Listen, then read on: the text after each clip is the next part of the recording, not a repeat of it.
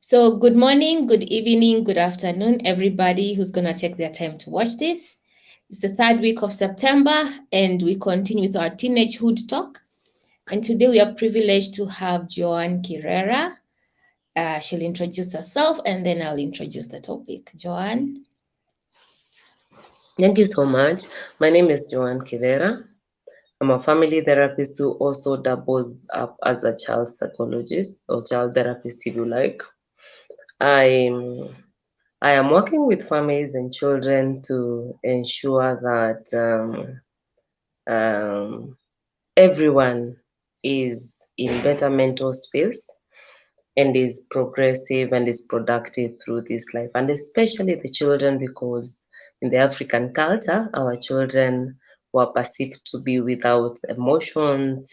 They're Yeah. just there. What is stressing you? Even today, we hear a lot. What is stressing you? You're just Mm, tired. And yet they are faced with the normal issues of life just like yeah. adults are. So Mm. here we are to help them get better and to also help the parents and adults to understand children better and Mm. raise more functional human beings. Yeah. Yeah. Thank you. I really like what you do. It's one of the things that is very dear to my heart. Yeah, so today we are going to talk on how we relate to our teenagers, and we are going to really discuss some real life issues because I know with teenagehood comes a lot of dynamics, both emotionally, socially. Everyone is trying to be who they really are, getting their identity. So, how, as parents, can we be able to make sure that our relationship with our teenagers is not bruised in that process? And at the end of the day, we have, as she said, functional families with openness and respect and a room for growth for each of us as individuals. So, Joanne, as our teenagers grow, one of the things that really come out strongly is independence, as in they just want to be identified as individuals, not as a child of so and so or someone coming from a family of so and so. So, how do we make sure that we allow them to have that independence, but at the same time, it has to be within the boundaries, as in we still want them to be under our control because these are still children and they are our children. I mean, they still live under our roofs. So how do we make sure that that balance is well controlled? At the end of the day, we raise up independent adults. I'm even Yeah. smiling because I like the words you use. We want them to be under our control. I know that is the commonly used word. We want them to be well adjusted. We want them to be functional, not necessarily under our control. But I get the that's how we Yeah, feel. yeah. Mm, So the first part is to understand that when they want their own independence, they are being normal. In fact, mhm, if a mm, child is not wanting to be independent, if they don't want to be very different from you, if they are not forming their own person, if they are mm, not needing their own space, then the parent does not need to celebrate. They may need to worry yeah. because probably the child is delaying in their milestones of growth. Mhm. So when a child hits adolescence or is a teenager now, and suddenly they do not want to with you to church anymore, they want to even sometimes come back by themselves. Mm, Functions that you went together no longer want to be attended. yeah. The things that you did together, they want their own space. And by their own space, I'm not talking about being locked up in their room all day because that is on the extreme again. But you see, Mm, they tend to really want to their own person and not what you knew them for to be. yeah. First of Yeah. all, as parents, we need to normalize that when they begin to want to be very different, we need to make peace with that and say that is fine. So that's the Mm, first thing. Because when we begin to appreciate their independence, they begin to mm, feel validated. Like, oh, you understand that I need this space. So you understand I need to yeah. be my own person. Mm, Part of what parents can keep doing is helping the teenager understand that while I see you want to become your own person, while I see that you want to enjoy your own space. While I see that you want to make your own decisions, I want to Mm. understand. Do you understand that your decisions need to be within a certain limit, a Boundaries. certain Yeah. expectation, to be Mm. comfortable with the society? They need to be comfortable with the environment you are in that Mm. environment, school or home, or this, Mm. so that Mm. the child knows it is the problem is not being who they are now, Mm. Mm. but that they may need to abide by certain structures that are set for them. Yeah. Yeah. Again, I need to begin by saying independence is a concept that starts when a child is 2 years. Mm. When children begin to throw tantrums is because they want to become their own individual. You will see Mm-hmm. a child crying for something in the supermarket because they now believe they can make some decisions. And Okay. so, if a parent has started to help the child to continue to enjoy some level of independence from 2 years, Mm. 3, 4, up to the time they are 10, this Mm. child has really been used to some level of independence, and they are Mm-hmm. not necessarily going to be on the extreme. Mm. Okay. By the extreme, I mean, Mm. it's not like when you've closed a child throughout your life, and then one day you let them go out. We let them go. Yeah. You see, they go everywhere because it's a Mm. newfound freedom. Yeah. But Yeah. if they're used to going out and coming back, then it only means that probably it's an addition of 15 minutes, but they're already used to this life. Yeah. So That is when true. a parent allows freedom a little earlier and some level of independence, it Mm. becomes easier for adolescents to transit through it. But if Mm. the first time they are experiencing this freedom, they tend to Mm. rebel and go to the extreme other side. Yeah. Yeah. Now, I'm not saying it is all doom for those ones who have not allowed, and Mm. we are here in adolescence. No, even Mm. this one, I will say begin to give children, allow independence in bits, Mm. Mm. so that if they are asking for X, then you're giving just a little bit and a little Mm. time. Mm. Mm. Mm. For example, they say they want to do something on phone. Mm. It's not academic, it's nothing. It's simply a social thing. Mm. You allow them 30 minutes, Mm. then you see what they are doing in 30 minutes, then they give back the phone. Mm. Then if they show continuous responsibility, Yeah. then you can give a little more. Mm. This is how we begin to give independence, so that we check also the responsibility involved. But Okay. if you're buying a child a phone for the first time and giving it all to them, Yeah. you've not tested any level of responsibility, then that Responsibility. might be very Mm. difficult. And that's just an Yeah. example. Yeah. Yeah. And that's good. Now, the question usually is, you talked about within certain limits, the independence has to be within certain limits. How do we create the limits or the boundaries as we give independence? Because of course each one of us is coming from a different type of family, and each of our parents had their own parenting style.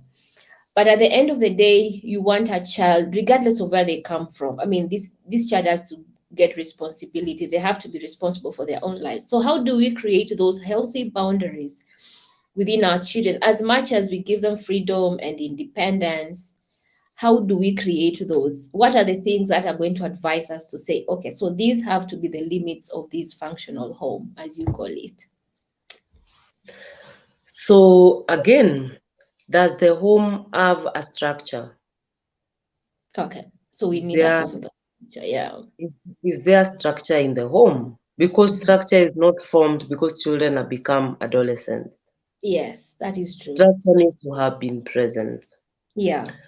If a home has structures, and in structure I mean there are some rules to follow, there are some freedoms to enjoy.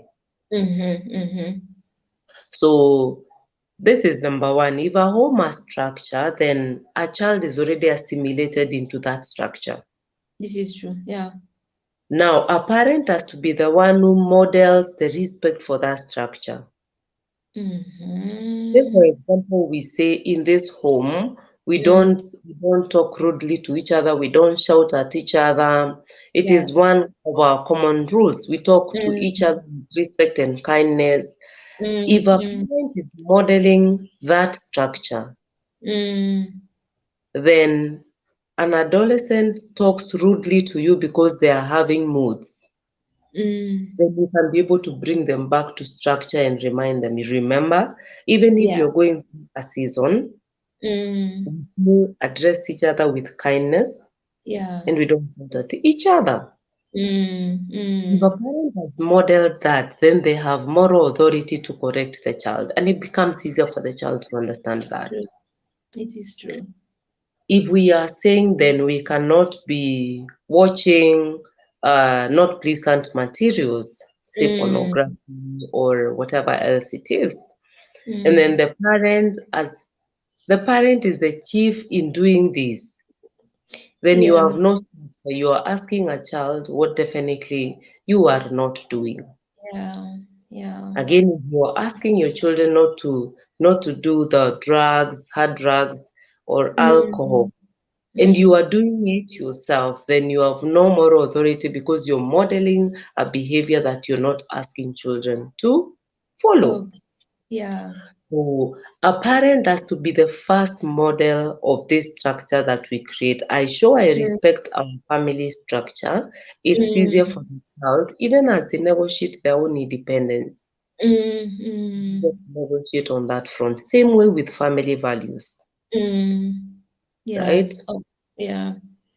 Then that's number one. Then number two, understand because the child is being very different, that Mm. you as a parent do not know everything that is best for the child. And It I'm is saying true. this very carefully because Yeah. It's a bitter pill. I That is so true. It's true. Yeah. even in my work, parents tell me, I know what is best for my child and I have the best interest at heart for my child. And it Yeah. is not true. Okay. Okay. It is not true because I have had children at adolescents who are very clear on who they are and what they are not, and the parent believes they are something else. Yes. Yeah. And after walking It's a true. certain journey with those children, I have realized that the child was aware of what they were for sure, and what the Mm, parent wanted for them was not within the best interests. But I must mm, admit that I agree that parents mean well. mm, So even with this understanding, because mm. I have no capacity to understand a full different individual who is now Yeah, it's already an true. adolescent. That is so true. Yeah. This is where we sit with them then and we Mm, negotiate so that mm, I am saying, I believe you're very good with this, and this is the best thing you can do. And the mm, child is saying, no, I don't believe I am good in that. I actually believe I'm good in the opposite. So mm, having these conversations, very honest ones, mm. with the parents being open-minded, Yeah. so Yeah. that then you see what serves the best. And at this Mm, point, if you get to a point where you are convinced that your child is losing direction, mm, there are many other avenues of intervention mm, so that mm. they can see a Okay. professional in that particular area. If it Mm, is with mm. books, they can see someone who is academically, a professional in that area. Yeah. If it is Mm, in terms of the emotions, they are all professionals in different setups. So mm, if you get to a point where you can agree, then you can seek mm. a professional to help your child in that Okay. particular area. Okay. Now, but also if you get to a point where you see for sure the child has a point, let Mm. the child take charge Mm, at that point because you've walked that journey to see mm, they know what they're doing, right? mm. Yeah. Okay. That that helps a lot so that we are promoting the decisions, the thoughts, the perspectives they carry, if those perspectives Mm. are working for them. Yeah. Yeah. That is true. Okay. Especially at university level, allow me to say this. I have Mm, had very many students at this point saying, my parents insist on me doing this course. And you yeah. can see the conflict and the turmoil. Mm, And at this point, this is already, let me not say a mini adult, it's already someone who is entering into adult life. yeah, yeah, it's true. So I asked if we are not allowing them to make decisions at that point, of course, decisions as we work with them or as we support Mm, them, mm, when are we expecting them to make decisions for themselves, it is true. It is true. right? Yeah. So Mm, independence is very, very useful because they begin to experience their own separate identities. In fact, I'll mm, say to parents, the better you allow that, the easier it is for you. When a parent does a good job, it will get to mm. a point where their job ends and the child continues with their Takes own over. life. Yeah, that's so true. And you'll not have to worry because then you're sure of their decisions. Yeah. Okay. So you see, one of the reason that it's also a bit difficult for parents to do that is usually the fears, our own fears. Mhm. Like there's a way you remember how you were as a teenager and maybe as a young adult, and the kind of things you engage yourself in. Things like at the end of the day, you became pregnant or you became a mom while you're a teenager, the kind of alcoholism you engaged in, the kind of just behavior. Some even went through abortion. So there's a way you think of your past, and now you are having a teenage here in front of you. And your worst fear is that you really do not want them to go through the same path that you did because somehow you believe you're better than them. And so there's a way you want to protect them in all that. So how do we make sure that our own personal fears and maybe our own past mistakes do not hinder us to let our kids be, to let our kids grow? Or how do we bring in our vulnerability so that at the end of the day we are able to help our children not make the same mistakes that we did? Mm. Yeah. Mm. So let me define these fears in levels. Mm-hmm. And I will talk about the fear you're talking about being the third level fear. The first level fear I'll talk about is the normal fears.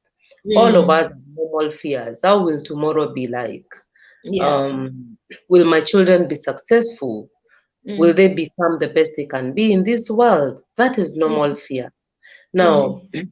normal fear is an okay emotion. We say emotions are messengers. Mm. Mm. You're experiencing some level of fear, it is communicating to you. So, Mm. what is the message? This normal fear informs every parent that it is very necessary to equip a child holistically. Mm. Help the child learn about their psychological self, help the child learn about their academic, about money, about their spiritual life, like holistic. Let the Mm. child equip the child holistically. This is what normal fear does. It helps us to realize that we have a part to do in the child, and that Mm. part is to equip them for the life Mm. that exists. Mm. Mm. The second level of fear Mm. is the fear that incapacitates us as parents because we feel we have not done some certain parts in helping Mm. our children. Mm. For Mm. example, this parent who realizes that a child who has just completed Form 4 cannot make tea or an egg for themselves. They Okay. can't fix a meal. And it Mm. can be an overwhelming fear because you feel like, oh my goodness, I failed. Mm. This is the fear because the parent has not done what needed to Better. be done. Mm. This kind of fear can be very overwhelming, and a Yeah. parent can jump into the other side of doing everything all together. I'll say, should a parent realize they're in the second club of fear, then they Mm. need to notice that just as so many years have been wasted, it will take Mm. many more years to correct. Okay. so that they are not expecting the child to be a magician and perform miracles and Okay. become everything the parent did not teach. Mm, So the parent needs to be logical and be patient with the child because it may mm, take much more time to work on that. mm. And sometimes also it may take the interventions of professionals. Yeah. Now, this one, the parent has to be patient and he has to Mm, be patient with themselves and with the child. The mm, third level is the fears because of our own pain, mm. our own unresolved pain, allow me to say that, our own Okay. struggles. Mm, Because of my struggles as an adolescent, by the way, I need to say probably this is where I ended up being a child therapist. My okay. struggles of childhood and adolescence Mm, were massive. okay. Okay. Mm, Because of struggles with identity, struggles feeling controlled, struggles feeling unthought of, unloved, all these mm, struggles, mm, I may now a person in my place may struggle with fears mm. that the child may be experiencing the same things I experienced. Yeah. Yeah. So I am getting to understand the third fear we are talking about because this one is with practically a big percentage of parents. I Mm. mean, there's none of us who has no issue, really, It is true. That is so or very who has true. Yeah. had no issue.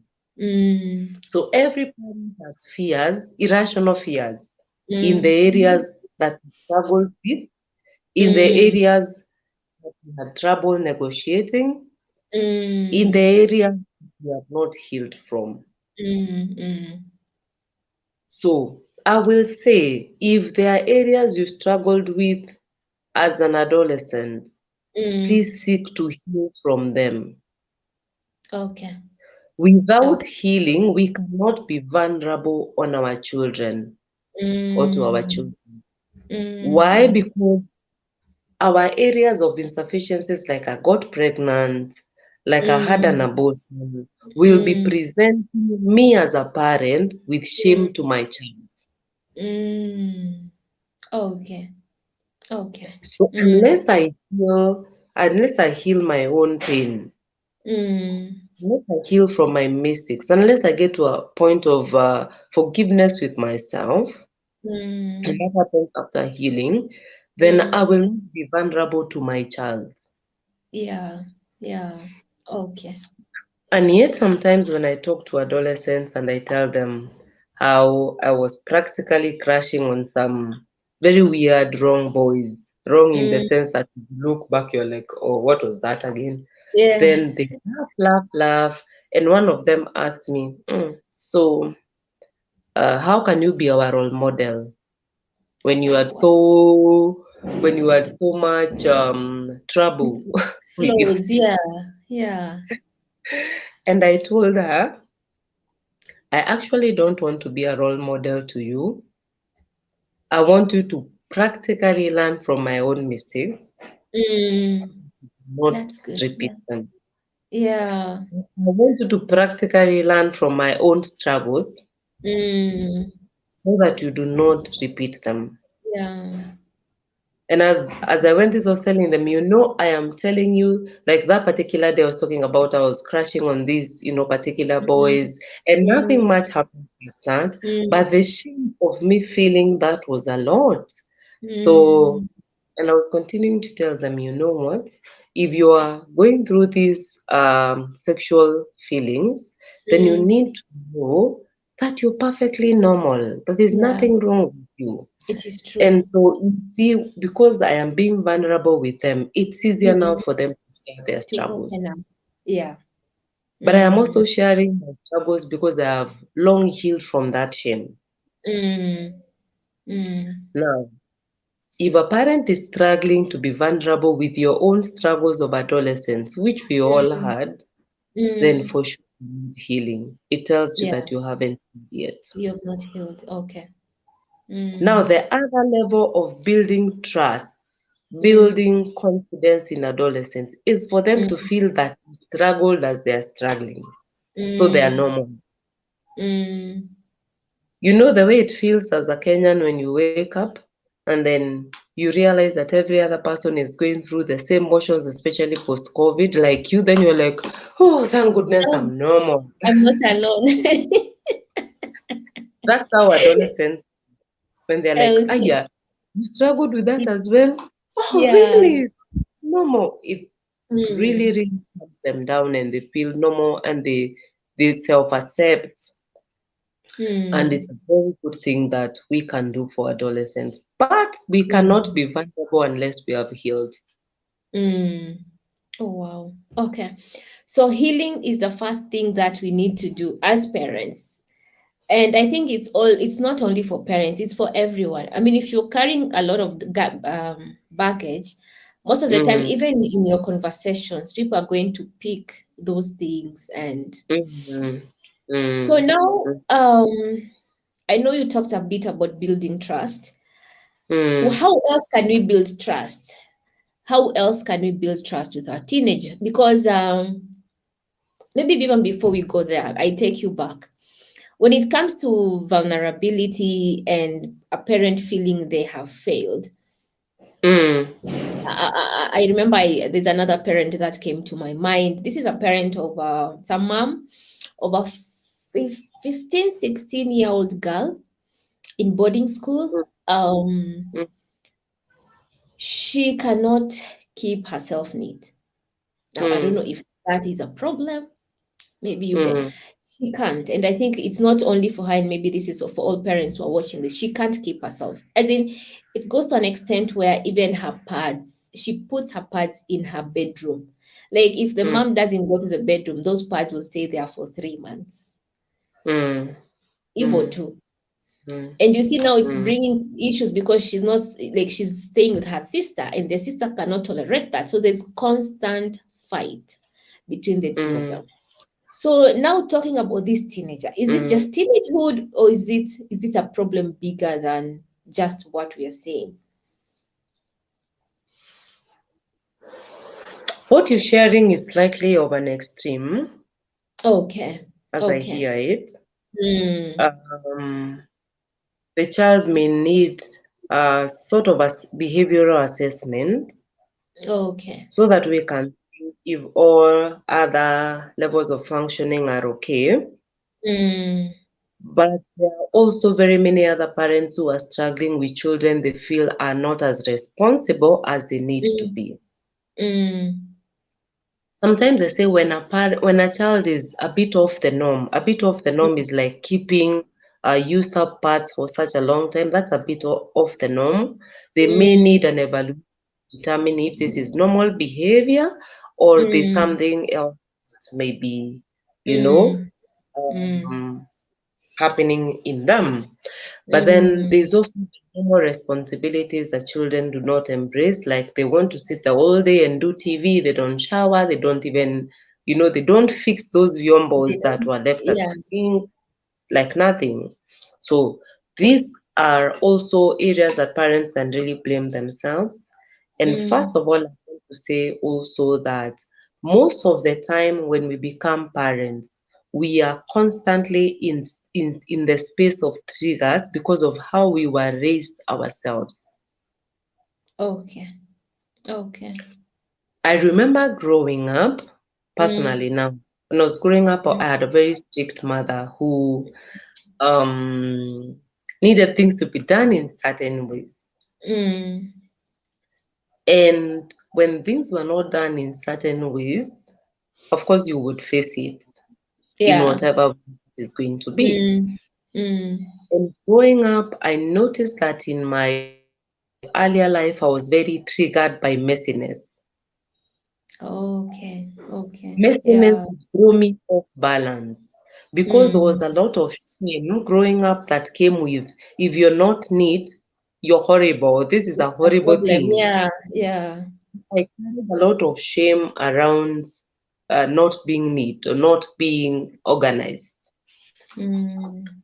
Fast forward, as a parent, Mm, I have to catch myself many times mm, in cases where I tend to feel mm, that children are behaving in a certain way, mm, especially if they're not being organized. So I mm, may be throwing issues on them, not because it's their problem, but simply mm. because it is triggering me Yeah, and how reminding I you. was always. Yeah. It takes me back there, but it is so unconscious that I'm not aware. Mm, By this, I am saying most of our areas of struggles, most of the areas we feel we have failed, most of these areas, because even I have had parents saying, we were not raised like that. When we were mm, growing up, we were very responsible human beings. Now I'm yeah, looking at my children and they're horrible. So are your children triggering some of your own areas of struggle it's previously? true. Okay. Mm, So again, that's another area that needs to help us identify what it is and heal. mm, On feeling inadequate, like we are not good parents and all that, the other thing needs to be there is mm, no perfect parent. it is true.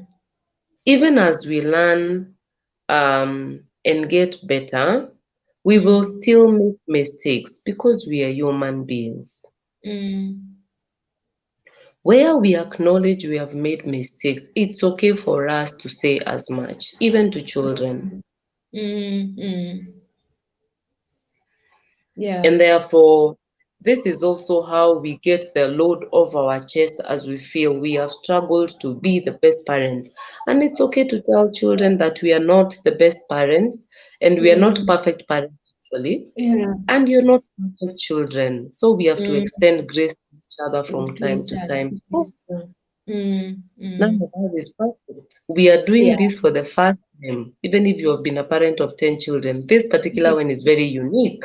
Yeah. Each one of us is Just different. Yeah. parenting you for the first time. So I will Yeah. make mistakes and you will make mistakes as a Mm, child. mm, That kind of room opens a lot of openness so that if you make mistakes, a child can call you out and say, Mommy, now that mm. one you Yeah.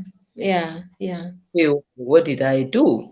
And also so Mm, that you can tell the child, this one, hey, Leo, you just mm, went off. And then the mm, child is going to be asking, what did I do? So mm, that is also how you foster this open communication because um, you're presenting yourself as an imperfect parent, which you mm, are, mm. and you're allowing them to see that you're not expecting perfect children from them because they can't be. Yeah. Yeah. You just want a healthy relationship between two human beings. Mm, mm. It is true. So allow yourself to know you're not perfect, and when you make mistakes, apologize. But I know that is a Apologizing. tall order, yet it is And very, for very African men, it is true. but that actually opens a lot of Yeah. dialogue with your children when you are doing it. Mm, mm. Yeah. Yeah. So as we wind up, how do we how okay now you see you said about us being vulnerable to our children because Mm, one of the biggest challenges that I've encountered is when the teen with parents who are parenting teenagers. One of the things that they say, as my child grows, they just shut down. They just block me out of their lives. So how do we make sure that we build that trust and they are able to be comfortable to be vulnerable even to the worst of things, for the lack of a better word? Like they can always have that confidence that, you know what, I've messed up, but I can go to my mom or to my dad and actually face them and tell them, mom and dad, I've actually messed up, I've done this and this, vis-a-vis them going to another girlfriend or boyfriend of theirs and tells things there, and of course the advice is going to be negative, and things tend to pile up before you as a parent come to find out that things have really gone out of the way. How do we make sure that doesn't happen? um, there are very many ways to that. The first one is connect heavily, emotionally. Invest heavily emotionally in children when they are little. Okay. Be there present, be available mm, for them, be involved in their life, play games with them, take this journey with them. mm, The child can be vulnerable to you at 5 years, at mm, 7 years, at 10 mm, years. There will be some mm, level of vulnerability even as an adolescent or as an adult. mm, mm, So it has to be a continuous journey, not one that starts as adolescents. No. mm, mm, mm, Sometimes parents mistake a good relationship with their child because children below 10 mm. years ni wa kuambiwa na kufuata. They just listen. Yeah. They don't have much. They just follow. So parenting Mm, 10 years and parenting past 10 years is different. mm, So if you realize at 10, 11, 12, 13, a child is purely disconnected, probably mm, it tells you mm, one thing. Either you are not connected earlier on, and therefore you need to mm, learn skills of connecting, mm. or that for sure you're not understanding how to deal with this delicate age. Yeah, it's true.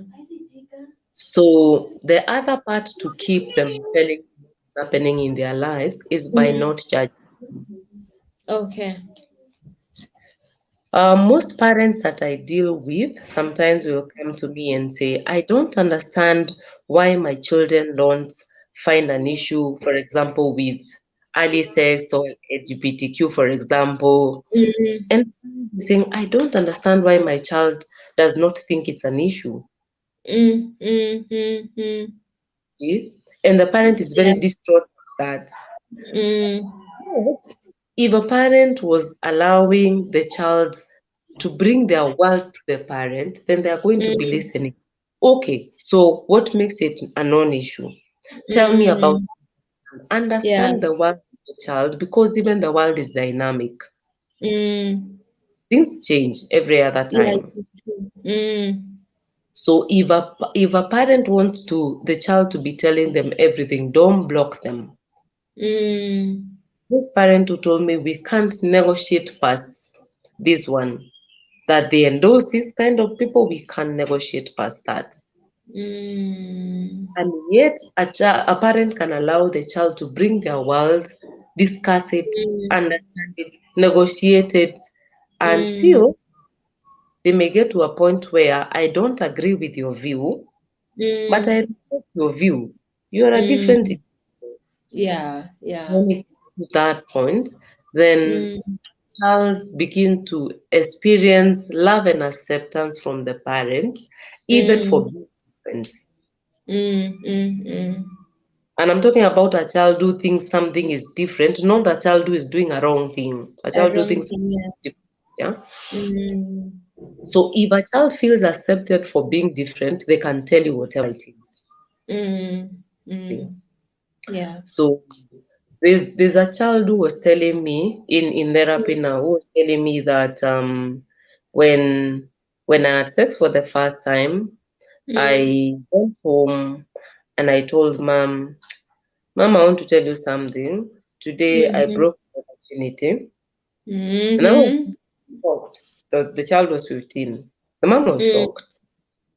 And the mm. mom is those Christians who believe sex needs to be happening in marriage. Marriage, yeah. The mom said, oh, who was this person? So the child says, it's this and this and whatever, whatever. And Mm, then, of course, the mom didn't know the person. Then she mm, asked, how do you feel about yourself? And she says, I mm, feel ashamed. I feel like I needed not to go that direction. And the mom mm, says, what are you learning from this? mm. And I thought, oh, wow, this mother is special. I know. Like, who does that? So the child the child continued to share very many other struggles with the parent, but the Mm, parent, that's a beautiful mm. thing. Yeah. But I'm sure even the people who are watching us, they're thinking, who does that? Because already It is is too true. different, and yet we want them to be free with us, right? Yeah. By allowing them to know that they can be different. Mm, And again, number mm. two, a child needs to Yeah. be very sure before they tell a parent, this deep stuff, that the Mm, parent is not going to withdraw love, unconditional love, because the Mm, child has made mistakes. mm, okay. And you know, most parents withdraw love. Mm, Like, today I went out with my friends and I smoked, and the parent goes on mute mode, silent treatment for a week, and the yes. child learns, oh, so if you withdraw love, connection from me because I have told you, si basi nisikwambie, I'm not going to. Nisikwambie exactly. And kitu yenyewe ni smoking. What if I tell you the real things? Exactly. Yeah, So yeah. again, do not withdraw love, even if your child has done the worst. And I know that is Mm, for parents, because mm, parents are human beings. So yeah. if you're struggling to withdraw love, or a child gets pregnant and you therefore don't talk to them, you keep insulting them and all these things because you're mad, because you're bitter, because you're grieving, it's okay for you as a parent to grieve, fair enough. Mm, But when you're mm, grieving, see, you find your own help. mm, In your struggles, find your help so that you're not mm, withdrawing from the child that you love. mm, Let us mm, normalize help as parents so that when we are mm, overwhelmed because of our children, it's mm. okay and it's Yeah. being human and it's Mm, what being a parent is. But mm. kubali to seek help for yourself so Yourself that first. you come back to parenting as a healthy parent. So Yeah. even the things that a child tells you and you feel shaken to the core, because Mm, children can tell you things and you get shaken and you don't sleep because of stress and anxiety. Seek yeah. help first so Mm. that when you Before you come to started. responding to Mm. the child, it's okay to tell the child, let me skia, let me think Mm. about it. It's a bit a lot. Let me think about it. Let me breathe in Yeah. and out. Kesho, we Yeah. talk about. Seek help Mm. Mm. and Yeah. tomorrow you're more as you engage in that discussion. Mm. Yeah. All right. Thank you so much. And that brings us to a close. Thank you so much, Joanne, for your time. So I'd want you to share your closing remarks, then we leave. Parenting is a journey, and we are here to help you and your child as well. Should you be struggling with any kind of issues, Yeah. so take it as a journey. Know that every day you learn and get better. Don't beat Mm. yourself for not knowing what you do not know, because there's information out there. Seek it. Mm. Yeah. As you get better, also Mm. sit and validate your own journey. Sit and say, I've done well as a parent. Sit and say, I'm an awesome parent. Mm. Appreciate your own journey and the things that you do right. So that Mm. when you have the days, the bad days, when you're feeling like you do very many things wrong, then you can Yeah. remind you, no, you've had good days. Mm. So with that, I believe we learn together, we grow, we get better every single day. Thank Yeah. you so much for having me. Thank you so much. And for everybody who's taking their time to watch this, have yourselves a beautiful time. Bye bye.